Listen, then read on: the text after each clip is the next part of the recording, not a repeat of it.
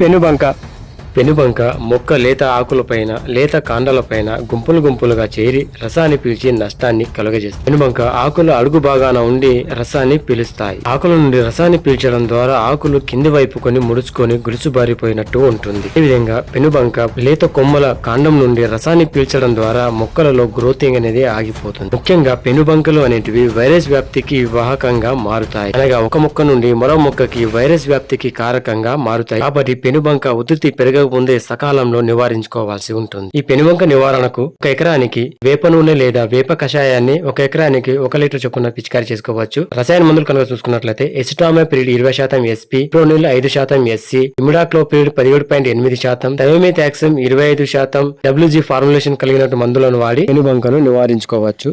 తెలిపిన మందులను మార్చి పిచికారీ చేసుకోవాలి. వీడియో నచ్చితే లైక్ చేయండి, షేర్ చేయండి, సబ్స్క్రైబ్ చేసి సపోర్ట్ చేయండి. Thank you.